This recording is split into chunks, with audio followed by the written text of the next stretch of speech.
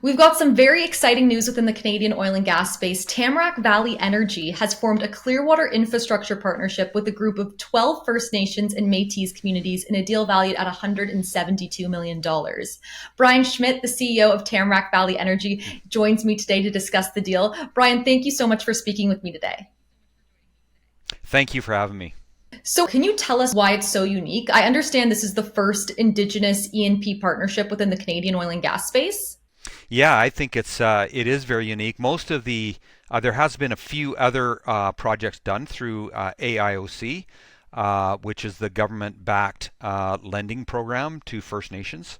Most of those projects have been on infrastructure, major infrastructure projects. The last one I remember is Enbridge, the pipelines, some of the pipeline infrastructure.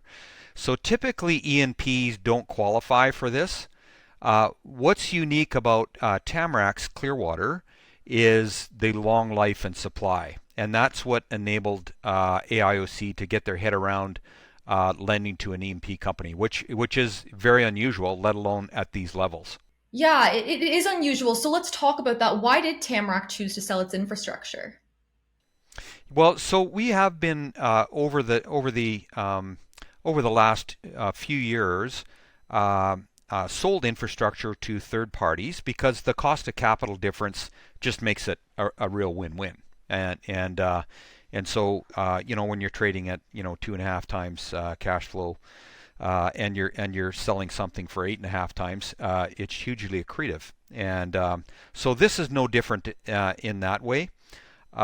What's unique about this is the sale of the infrastructure to our Indigenous partners in the areas we operate.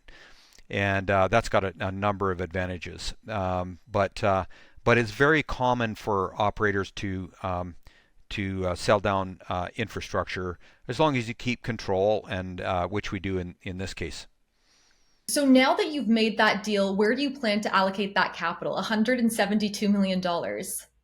Yeah, so $172 million goes in. Now the total cash consideration will retain a 15% interest. So now you're down to 146. There's about $30 million in spending in infrastructure that is ongoing, expanding, and then there about $100 million of that would be going to pay down debt.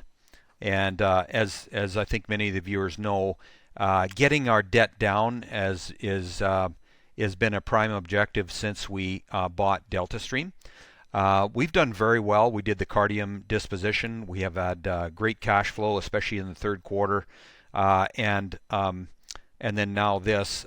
So I think we started off at about 1.45 at the closing of DeltaStream, and by year end we'll be below that 1.1, which is the magic threshold for the enhanced return. So focusing on paying down debt. And I want to ask you a question. According to your corporate slide deck, a 25% shareholder return will be allocated once a one-time debt to cash flow metric is achieved. Where does the debt to cash flow metric stand at current strip prices? So if you look at current strip price, and you look at the actually debt threshold, so between debt levels of 900 to 1.1 billion, we would be looking at an enhanced return, and we would look at that debt to cash flow number. But I think the real bracket that shareholders should be looking at for enhanced return triggers are going to be that 900 to 1.1 billion. If debt to cash flow is close to the 1.1, fine, we're going to start paying that out. We're going to be pretty close to that. In fact, I'm looking at next year's and as well, and we're going to be in around that range at strip prices. And so I think that it's more the debt levels. If according to plan, we should be, we'll be in the in that certainly into that 900 to 1.1 by year end, and then we should be in the second threshold, perhaps even in the second half, maybe the fourth quarter next year, or maybe even third quarter next year. And I want to discuss expectations for this year's reserve report. Just shifting to that, what can investors expect in terms of your reserve report this year? Well, I think the Clearwater's it is a bit tricky on reserves because it's a conventional play with unconventional runway. And so the booking rules are different for conventional, and how you can book different for oil than they are for gas. You can't book as much acreage. So you're always going to find that reserves are going to be understated relative to expectation. And then you add to the fact that you've got water floods where you're deploying capital, and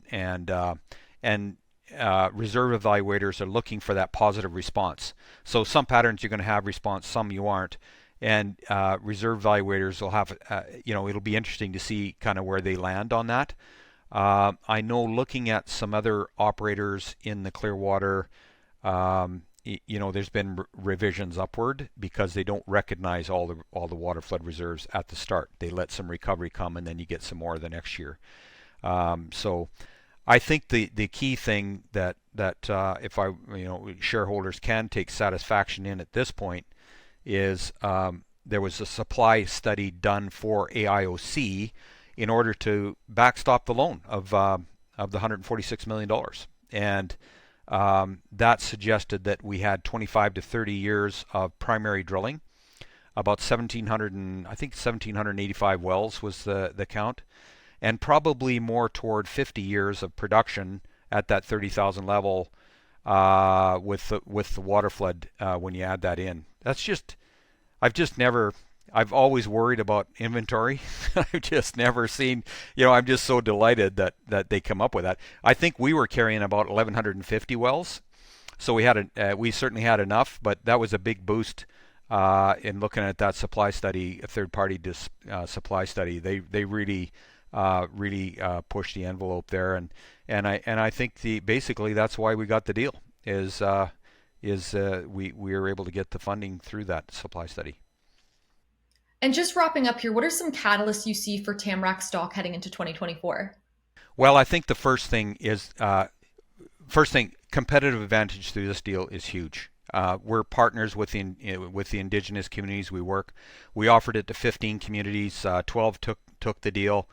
And so I think creating that alignment, shareholders might not see that right now, but I think in working together with our Indigenous communities, that's going to be great.